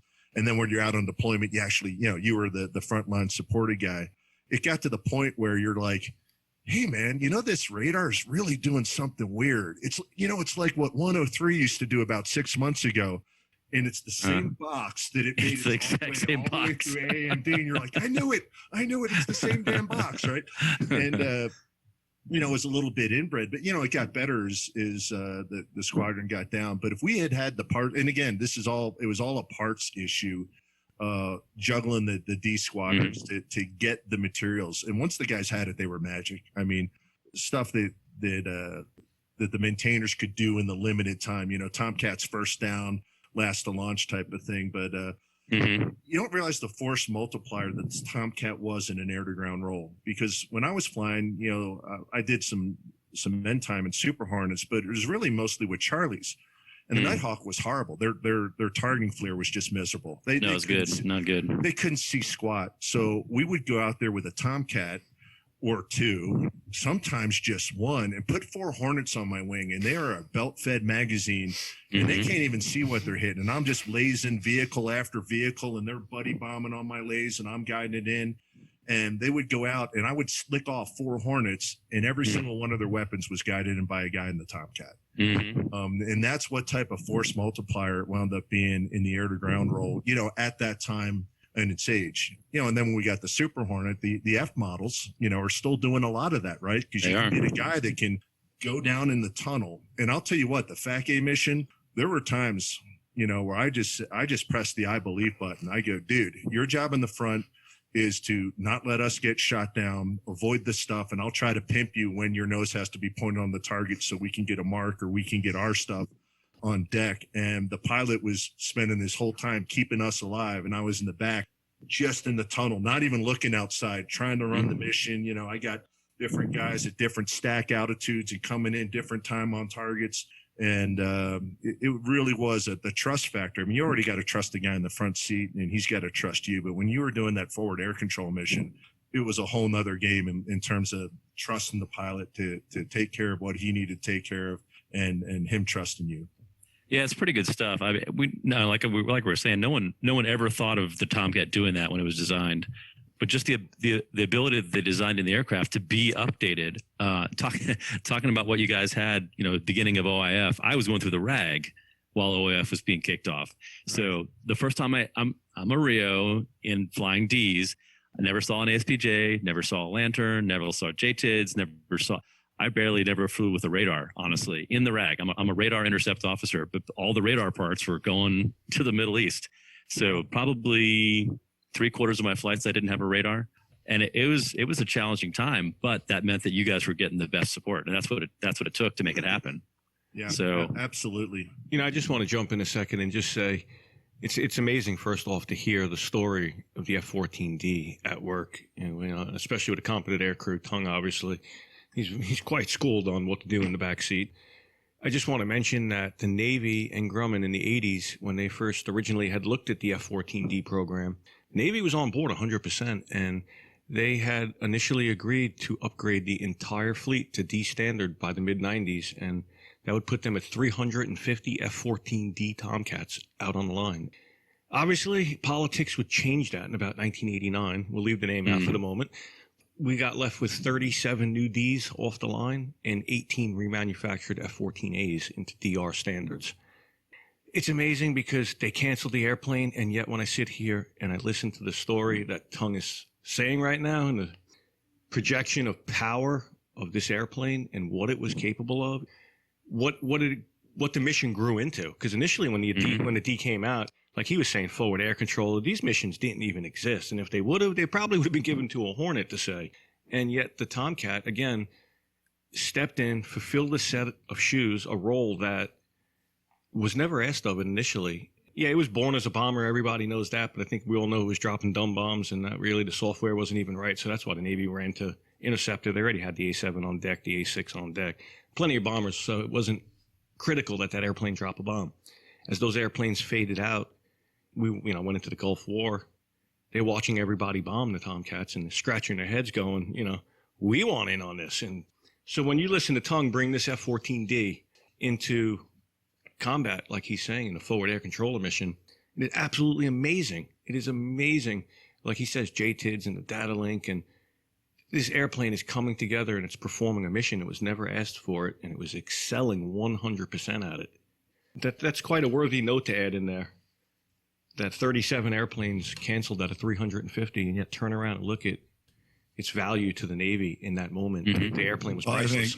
I think you're right about all that, but it's also important to note that the mission of the aircraft carrier is projection of power, right? And that means attack, and that means dropping weapons. Yes. Warheads on foreheads and all that stuff. And back in the day, in our glorious air-to-air only mission in the F-14, the A6 guys would call Top Gun, air-to-air fantasy camp, because there really wasn't a whole lot of air-to-air dogfighting going on around the world. We completely dominated the air-to-air arena, arguably for the last, since World War II. And, where we've really scored points and where we're able to influence, political situations is through power projection. And the F-14 clearly was, Tung was out there doing exactly that mission.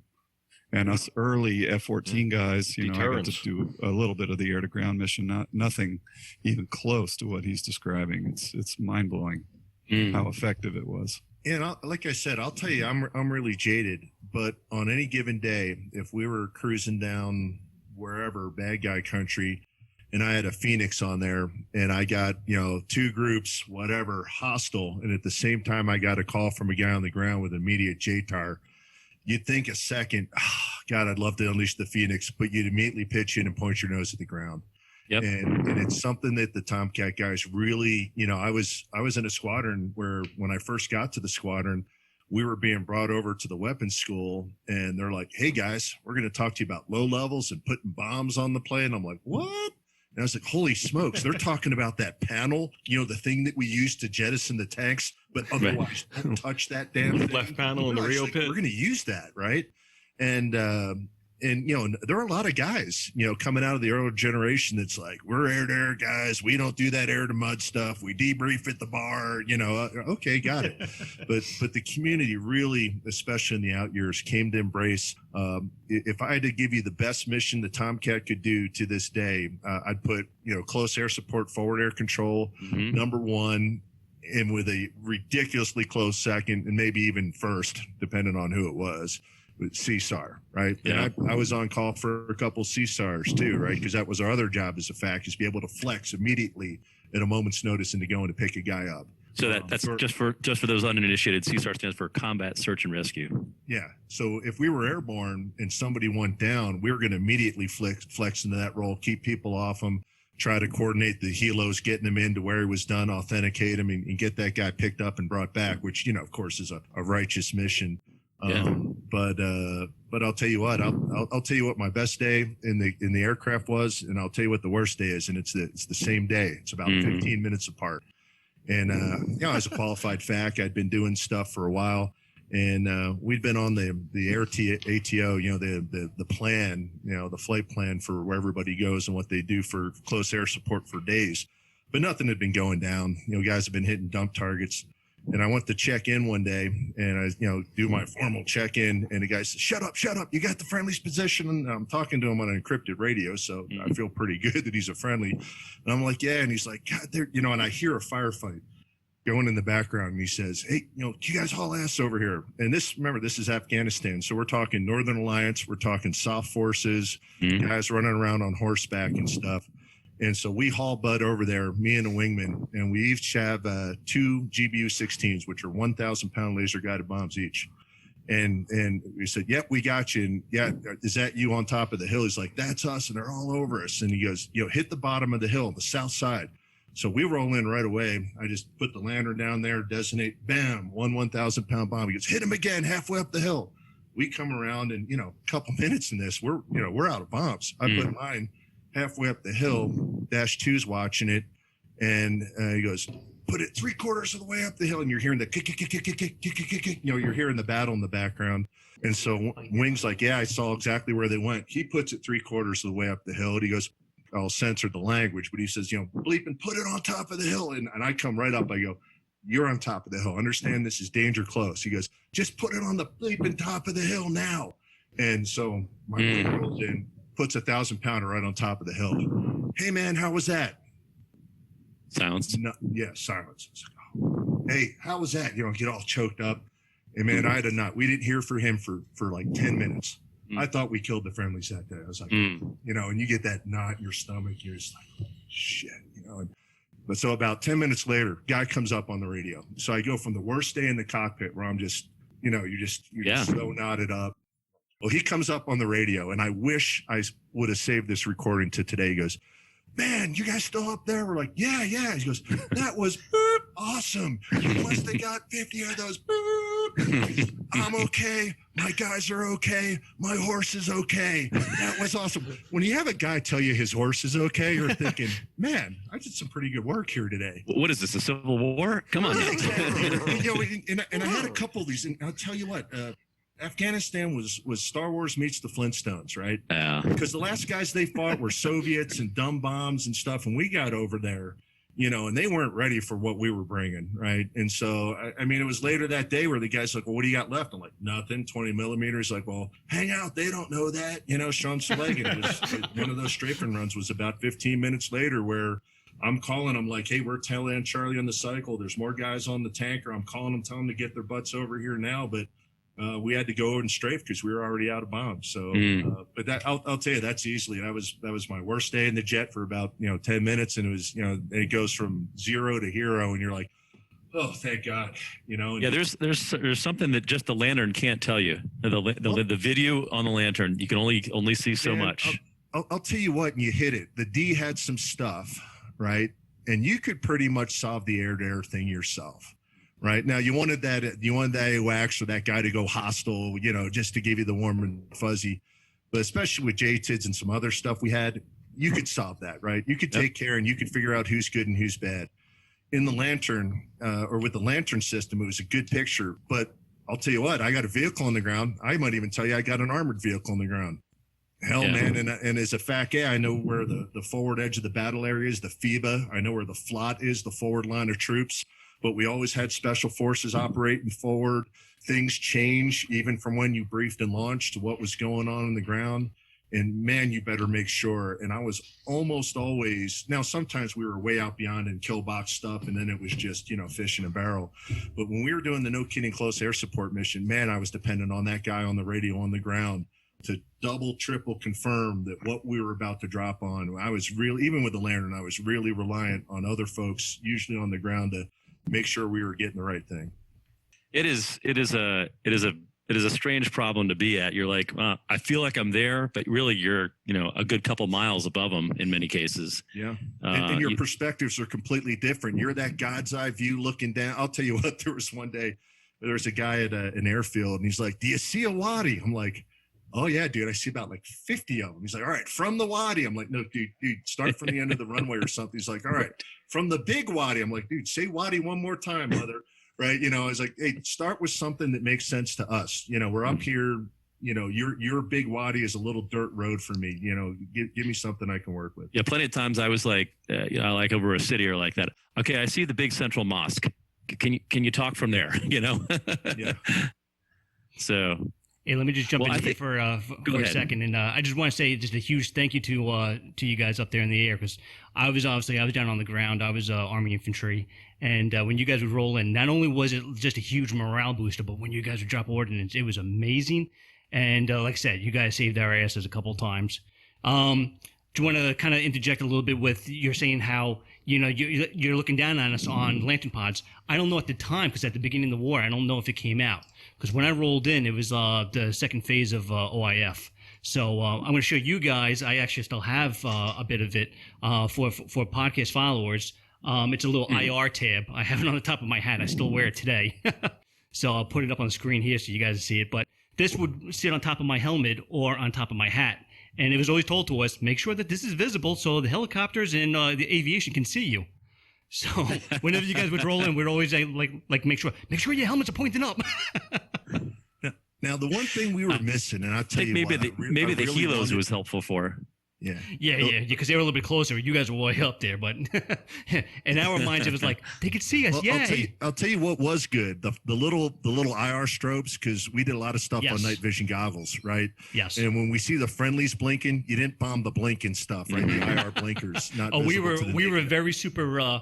Yeah, we definitely made sure that we had fresh batteries when we go out on night ops. Right. It's like, all right, who has the IR chem sticks and who has the IR strobe, and make sure the batteries are working in it. That's right. We used to work with IR pointers all the time. In fact, we got so inventive in the Tomcat. Now this was a real harebrained idea. We said, you know what? We need an IR pointer, something we can point out what we're about to bomb or point out stuff to other guys that are on night vision goggles. Oh, that's so great. we took a really powerful handheld pointer and we put on what was the equivalent of a Volkswagen bus stick shift cover, right? Just this big rubber boot thing that you could screw it on, and we would put this protective glasses under our night vision goggles, and I would literally suck that sucker up against the canopy and hand shoot it out the side and point at stuff to guys on the ground to verify targets and stuff. Yeah, that's amazing. Islid, right? Yeah, an Islid, right? Yeah. You know, pretty powerful. Man, it looked like the Jedi lightsaber from hell. That's amazing. As long as you had your NVGs on. Yeah, as long as you had your NVGs on. And so we used that effectively. Longest mission I ever did in the Tomcat, and I think I might have the winner here, even with Siphon and Leakster. I did an 8.6.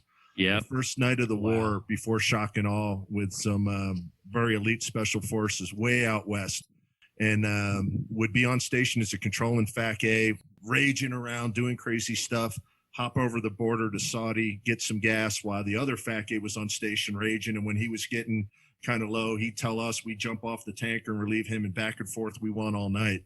And we did a lot of IR stuff with the guys on the ground, pointing out things that they were coming up on that they maybe didn't see, that was they wanted to go around, and keeping them out of the way, and doing some real good stuff. But I'll tell you what, I'd actually take my night vision goggle batteries ran out, and I had to have the pilot hand his ran out too, and I was changing them down there, trying to don't drop the batteries, changing them out, handing them back. And you got to do it in the dark because you don't want to ruin your night vision to begin with. So you're doing green lights, but I think I wound up with something ridiculous because I was a night vision goggle instructor as well when I was at the weapons school. So I've got almost 750 hours of night vision goggle time.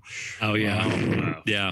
I did. I remember the OIF time. I was upwards of 70, 80 hours of NVGs every month. Yeah. It's a lot of time. I actually kind of like them. As one of our Rios used to say, it's like radar for your head. I mean, you can see, it's like you have SA of everything that's going on at night because you can see so far. But those are some long missions, 8.6 hours. That's no joke. That is no joke. I'm surprised the hydraulic system stayed tight that long. I'm not joking. I'll tell you what, the smartest thing I did on that mission, and I used to bring them on the long missions. I was kind of addicted to Red Bull, so I always put 2 of them in my helmet bag, and I didn't even drink them. I just gave them to the pilot. I'm like, dude, you want a Red Bull? He's like, oh, thanks, guy. Yeah, right. Because gotta there's Scooby snacks is what they are before landing on the ship, right? I mean, right.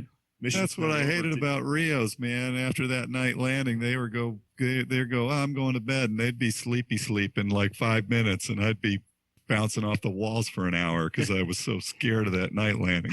Oh no, I was had to go down to Mid-Rats and talk about the mission. That was good times actually. So yeah, we are really thankful to have the opportunity to talk to you, Tung. It's been awesome. No, appreciate it, and I'm loving that we're keeping the Tomcat legacy alive, and I think I read an article the other day about people are thinking about bringing the Tomcat back. I'll tell you what, there's a lot to like. You take the Tomcat now. If I could build, here you go. Here's your section. Dream Tomcat. What would it be? It'd be an F-14D, but with a new phased array radar system. Give the pilot front and back. Put that joint helmet mounted queuing system. Oh yeah. In there. I want a laser spot tracker so I can cue we were missing an LST, something where I could cue to other people's spots. And this whole generation of the laser guided rockets, so I can, hang like a 20 some shot pod under the, and just have belt fed laser guided rockets all day long. I'll take that. So, if I'm building a dream count, a little thrust. What about some vector thrust on it? Air show. I'll tell you what, you could, with a pretty good, welding torch and, a cool set of tools, I bet you could put together a Tomcat, which would be absolutely relevant in the modern battle space. I think Brian's actually working on that right now, our maintainer. I see some interesting stuff he's welding all the time. no problems at all. You just promised that right up, right? Yep. Awesome. I really appreciate it, guys. I like the fact you're keeping the legacy alive for the next generation, and whether it's a Tomcat, whether it's a Super Hornet, whatever comes next. I mean, you can't beat the mission. So, in my last plug, the mission would have never happened without the maintainers. So the guys, I love the fact that you are doing full spectrum story of the Tomcat, because largely the Tomcat story, which doesn't get told, is the maintenance story, and they were absolute heroes. Yeah, absolutely, and that's why honored to have Scott on with us tonight, and Brian and Ken, and they've really worked. They've sweated. I've said we talk about the history involved with the F-14 and the amazing work, and listening to you tonight, even doing forward air controller work, doing this, and you're on a tanker, and I'm already thinking there's a plane captain back on the boat who's waiting for his baby. He's waiting for you to come down the ladder and give him either he's good to go, this plane's still up, or it's not going to be a fast turnaround and we have work to do. And those guys are the ones that made history happen. And again, we can't state that enough. And it's awesome. And I love to hear the stories of what you did with the airplane, but I love to also hear the stories of these guys fixing the airplane for you to be able to go do that. No doubt, and I wish we could have given every one of them a ride. That would have been so epic. Where we could bring up the Sailor of the Year, that was the big thing. One a year. You could take your Sailor of the Year and you could take them up for a ride. And I don't know, I don't even know if squadrons could still do that in the modern climate. But they did, yeah. We did all the way to the end. Every guy a ride if we could. Brian and Ken are like, we didn't get no rides. Scott's like, I was a plane captain. I didn't get no ride. That is awesome, though, and that is special. It's amazing. From the F-14, I believe we transitioned out now to a desk job in the end. Somehow, someone like you would be put at a desk. Someone help us with that. It's easy. What must have been one hell of a desk. I stayed around too long, 2 JO tours because of decommissioning, extended in the weapons school because everybody was coming east. Got stuck in a super JO tour because 9/11 happened and got extended to help fight the war in Iraqi freedom. And everybody on this call knows you get behind, you get off track, you don't hit those magic wickets, and you're done, right? So they don't need everybody to be a CO. They just need some people to be a CO. I would not have traded a minute of what I was able to do flying, for a command tour. And I know guys that were great commanding officers, but, I wouldn't trade a bit of it. Was able to do some cool stuff after that. Was able to be the executive officer of Diego Garcia for a year. That's a hell of a place. If they say hunk, chunk, monk, or drunk, you get to pick two, right? I chose smartly. I lost a lot of weight. I won't tell you the other one I picked, but came back there a good lean fighting weight, and then I was able to finish up my career out teaching cadets at the Air Force Academy as a Navy guy behind the thin blue line. And someone's got to show them how to do it. I mean, right? Well, they did. And I'll tell you what, the pilots in the Air Force, they're like, I can't go teach. So a lot of guys, non-tactical guys. So I was put in charge of the airplane or the air power planning and employment course. And every day when I would walk out of my office, I would announce in a nice, loud Navy voice, Navy's going to teach the Air Force how to fly. Thank you. Right. So a little bit of the culture war. It was a great time there. We should do more of these. Yeah, man. Oh, absolutely. And is there a part 2? We bring Tung back for another segment. Tung needs his own show. Yeah, I was gonna say I think we only scratched the tip of the iceberg here. We still squeeze some more out. Yeah, I got a million things to ask you. And I think Tung hour. We haven't even gotten to his Top Gun experience. Yeah, I was going to say his training stuff. I want to get to that. He was an exotic dancer, and why does he have a pole in his office? There's a whole show right there. Yeah, there's a whole show dedicated to Liberty. Leakster, I assume the tape's not rolling anymore. You know Spidey Oman, right? Did you know Spidey? No. Guy that got out was flying for United. 9/11 happened. He said, damn it, I'm getting back in. And I flew with Spidey in VF2. Spidey weighed 160 and I weighed 240 at the time because I was 1.5 Spideys. Spidey was a bit of a lightweight. So when we go out on the Liberty scene, he'd usually be good for the first, 3-4 bars, and then he was done. But being a good Rio, I would put him over my shoulder, fireman carry him to the next 4 bars, prop him up in the corner, put a beer in his hand, get a quick pic that would never make it back stateside, of course, but just to let him know he was there and had a good time. So when it was time to roll to the next bar, I'd down his beer, throw over my shoulder, and take him to the next one. Weekend at Bernie's. Yeah, weekend at Bernie's. we do a whole Liberty. Spidey equals Bernie. Got it. On that alone, right? That's funny. Why don't you talk to us about your Top Gun career? What that experience was like going through there? Obviously, that was at Fallon. There was no Miramar at that point, I believe. Yeah, I was up in Fallon. Went through in the A, which was, I was like, oh boy, here we go, old school, stretch it out, AUG-9. Where'd he go? Damn it! And my most exciting flight in Top Gun, I was crewed with a guy from VF coming out of VF-41 Dirt Mesquil, and we were doing this ingress. We were fighting our way into a target, and it was a high fast flyer threat, SU-27s, and Tomcats are going to sweep out front and mow them down, and we shoot and we go into the notch, and man, Dirt is just pointing 90 degrees.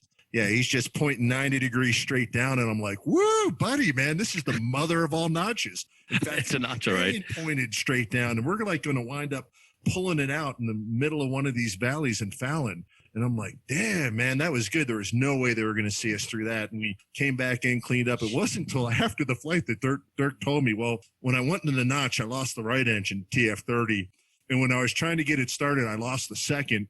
And that's why it was kind of quiet. And he was going downhill trying to windmill him and get an engine relit, which he did. No. He got them both relit. And then, of course, we just notched back into the fight. Wow. Yeah, that's a good thing to know after the fact. Right? Yeah, thanks for telling me. Oh, by the way, when the ejection happens on the way down, you're like, "What's happening here?" You bolt in the parachute, and he looks over and goes, "Oh yeah, we lost both motors."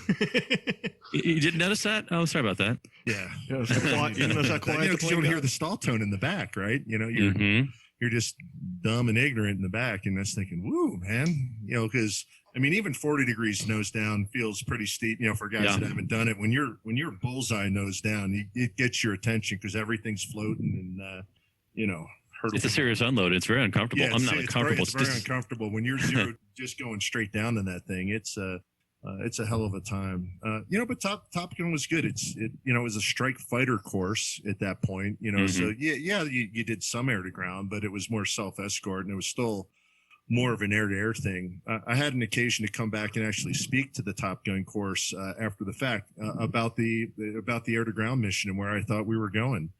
And Leister, I think, is right. Like I said, I had some time to teach at the academy. We've had these decades of ready, set, war. Oh, their air superiority. Woo! And what do we do with that? We project power into the land domain. In the Navy, we park right next door and we just sortie generation and just throw bombs at the ground. That might be changing with the Chinese thing, man. These islands, the anti-access area denial stuff, we might wind right back in the having to peel the onion in the air-to-air. It may not be air supremacy right away. We may have to peel that onion air-to-air wise. So let's not go completely whole hog in on this. You don't need stealth. You don't need this. You just need to carry a lot of bombs and a lot of gas and do the air-to-ground thing. Yeah. Because I think we're going to find ourselves right back with somebody at least taking a shot at the champ in the air-to-air world. So I like the fact that we're not losing that air-to-air edge. Especially when they've got superiority of numbers. Yeah, I'll tell you what, quantity has a quality all its own, doesn't it, right? Especially when they're ready to go 0 degrees lat sep with you. Yes.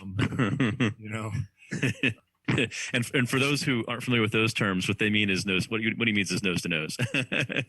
You go right, he goes left. Which is basically, hey, please just don't hit the guy at the merge, right? Yeah, right. So no, I think we're doing the right thing, balancing the one thing I'll say, and I'll ding the entire military, especially the Navy, on this. What doesn't the F-35 Navy or Marine Corps version have that the Air Force version has? Anyone? An internal gun.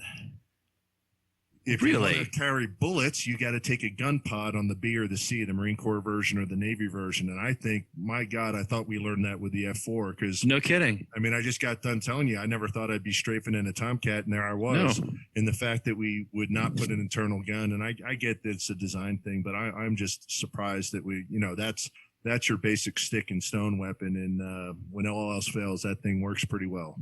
That is pretty amazing. I didn't know that. Is there a pod made for that for the Navy model to carry on the sea? Yeah, there's a pod. Huh. Okay, Roger that. But that's, I mean, like you said, that's exactly what they said with the F4. Oh, we're done with that. We're in missiles. We're all missile service now. Yeah. Wow. That's amazing. Well, so we've kind of gone full circle here. The things that we learned, the things that were learned that were thrown right into what the Tomcat became. Now talking about where the services are going that we learned in the Tomcat. Yeah. Well, I would think from the maintainer's point of view on the 35C model with the gun pod, they're probably a lot happier than that because the pod can just be put up on the bench and they can just do what they got to do. Say the orderlies, I guess, will be the ones taking care of that. Versus on the Tomcat, it's not an easy thing to open up the whole side of the plane and get that gun out to either replace it or service it. So there's some man hours involved in that. But again, where do you not go that you don't want to take a gun with you? So, and I'll tell you what, we learned the pod issue. I mean, the D issue is classic, right? You go to an Air Force base, you look down the line, every single jet, brand spanking new paid scheme. Everything's got a pod 1-to-1. What's the Navy? Well, we got a 16 plane squadron. We'll order 12 of everything. Right. And we break half the stuff, hot racking it around from jet A to jet B to jet C. And I guarantee putting that pod thing on and off, you'll get it working on the bench. But, strapping it on, strapping it off, moving it over. I mean, it's the typical Navy thing, right? Yeah. Yeah, our bread and butter. I mean, honestly, the Lantern, we had 12 jets. We had, I think, 9 Lantern pods. Yeah. So, gee, I was flying on a different jet with the same Lantern pod yesterday. Why? Yeah. Should have welded that thing on there, I'll tell you what. I thank you for your time tonight, and absolutely, and thank everyone for their time tonight. And is there anything anybody wants to add in here as a last second? Brian, Ken, Siphon, anybody? CJ? I think we're good. Tung, thanks a lot. It really has been both entertaining and informative and inspiring. So, yeah, it's awesome. Well, it's definitely. Thanks again for you guys and Lorenzo and the whole crew and Leekster and yourself, Siphon. I love what you guys are doing. And thanks to Brian and Mike and Ken and everybody out there for keeping the Tomcat legacy alive. Really appreciate it. We thank you. We thank you for the history and the hard work you put into it. And thank you, Scott, for coming on from VF-84 to Jolly Rogers. And thank you, Mike, from Aircrew Interview. Tung, especially you. Thank you. But just real quick, I just want to mention to the listeners, he headed up a company called Spartan. They specialize in training and performance and mentorship. But when I say performance, not just performance, it's human organizational performance, which we'll say AKA HOP. If you guys are interested, check it out at their website. They host workshops, which you can register online at the website at www.spartantp.com, or you can even drop them an email, and their address is info@spartantp.com. What they do here is they specialize in getting the true potential out of your company while simultaneously creating a very positive work atmosphere. And speaking of positive work atmospheres, I want to talk about flying an F-14 Tomcat real quick. It's something I believe that we can do, and we stated in the last show as an Airshow Warbird, honoring the men and women of the United States Navy and Grumman Aerospace Corporation. There's 7 airframes sitting in the desert floor. Mm-hmm. It's a question of security. It's a question of money. It's a question of a bunch of different things. But an announcement I'm excited to make. Iran, which causes the security issue for us with our airframe. We all know that. Yeah. And it's easily to talk about to say. But Iran has just recently signed a contract with Russia to buy an Su-30 program they're buying into.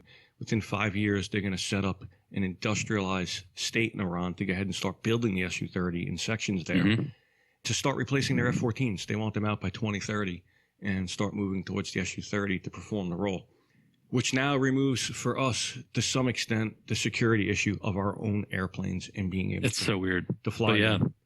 And again, we have 2 Bs sitting in the desert. We have a VF-32 Retro Swordsman. We have a VF-11 Red Ripper F-14Bs. Without 100% support of the Navy, the reason why the Bs are picked is because of the steam gauge dashboard and the F-110 still in production. By the time the airplane's gutted, there's minimal that you need from the airplane to work with, where with the D, we get into if the Navy's on board, the F-14Ds that are sitting there are the newest airframes. They, obviously AJ213, they are the primary airplanes you would want to fly, actually. But if we're going to demil the airplane and we're going to strip it and gut it at that point, you're going to want to go with the Bs, obviously. I don't see why. If the Navy was keeping the airplane, which is what we kind of proposed, is that they would keep the plane and we would supply the fundraising, the donations to give them and help them with the money to get these airplanes in service again. But at the same time, if they have the airplane, there's no reason why we have to use A's or B's. We could technically use D's. It's up to them what they want to take out of the plane as far as being able to maintain it for an Airshow Warbird, which I think is something. By the way, did you know that AJ-112, that jet that I just looked at my logbook, that jet that I dropped off in the desert, that was 165 at the RAG. It was the 163 at the RAG. That was the Airshow bird that the RAG flew. Wow, yeah, that was again full color paint. Interesting, huh? Yeah, I have a lot of pictures of that, and I knew it went on with you guys, but I wasn't sure what Modex it took over. That is the same one. Yeah. Yeah, absolutely. Yeah, it's pretty good history there for that jet. And it would be awesome to bring it back and put it back in the air at the air show. And fortunately, a lot of videos we saw of it recently, you look under that wing and there's some bad things going on. So good. And it's like I said originally, it's pull the wings and dissect them out on the bench and rebuild them. I think it's mostly fuel bladders have burst basically. I mean, it's sitting out in the hot sun, so those bladders aren't too hard to fix. Yeah, absolutely. But high-speed tape, you'll be fine. Right, Brian? Absolutely. Yeah, the tape will fix anything. Anything. Yeah. But, getting the Navy on board to do this, getting GE on board to sponsor the engines, getting Michelin to put brand new tires on this thing, getting everybody involved, every large aerospace company in America, they've all worked hard for their money, but they have taken a lot of money from the defense industry that I don't want to say it's time to give back. But it would be, awesome. Could you be a greater American than to turn around and take your aerospace company and give back to a special program to honor the very people that you work for every day? And nothing makes people more happier than an F-14 Tomcat. I'm sorry. I don't care what airplane you bring to the air show. You can bring anything you want. When they get word at Show Center coming from the left, ladies and gentlemen, your Grumman F-14 Tomcat.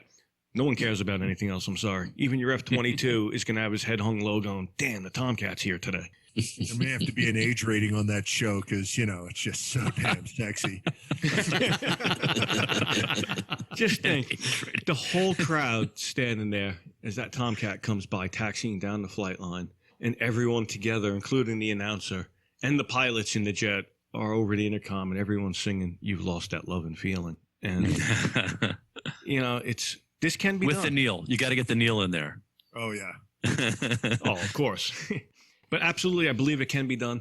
And I believe, like I said, with leadership, it doesn't take much leadership. He's just trying to spark a fire. And, I believe from there, the Navy obviously can handle itself and will obviously do what it needs to do to get this airframe flying. But, we want to show them the support and the leadership. We back this idea 100%. Working together, we could help them achieve the goal of getting that airplane flying again, getting it up, honoring the people that work so hard on it. And in the same time, it's a recruiting tool. It's everything that even current people in the Navy would want to see. And again, it's something that we should continue to talk about. We're excited to talk about. It's not something I want to see go away. Not as long as we have 7 airframes that are intact 100%. And there's no reason why I can't stick Brian and Ken on them and some duct tape and some zip ties. Get us a working airframe. We have serving Navy pilots still. We have, maybe that's not the Navy's choice. Maybe the Navy's choice is to take someone current and put them through the RAG course on an F-14 and put them in it. Obviously, whoever had flown the airplane in 2005 is no longer certified for it. But like many of them, Tung, Siphon, I could stick you guys in the backseat of an F-14D, and I'm sure you still all know where the switches are and how they work. Well, I can still give a NATOPS check. I'm sure about that. Yeah. Tung, do you know you pounds of gas the pilot won't have, but I could do my best. Yeah. Tung, do you still know the 14-step spin procedure? Oh, yeah. Sick for yeah. Anyway, go ahead. But that's the point. That's the point. As we heard Ken on the last show discuss and break down, flap slat lockout on the wing and what actually goes wrong in the wing and what breaks and asymmetrical sense with the switches and stuff. And that's what I'm talking about. Ken hasn't been in front of an airplane in 15 years. Yet in a split second, he can talk to you and break down that wing. Brian could do the same exact thing. It's not like we're all standing there and we're all 90 years old looking at the young kids around a Tomcat, hoping they can fix it and get it to work. This is a last chance, I believe, to actually do this if we're going to do it. We still have the right people involved. They still have their health. They still have desire, more importantly than anything. So again, it's something I, continue to talk about each show and move towards the day of we can actually put something together and do this before these airplanes wither away. But again, I thank everybody, and I thank you guys for coming tonight. Absolutely awesome, and looking forward to the Christmas show, show number 4. Going to be exciting. All right, are we out? Shoot, I thought we were out like 40 minutes.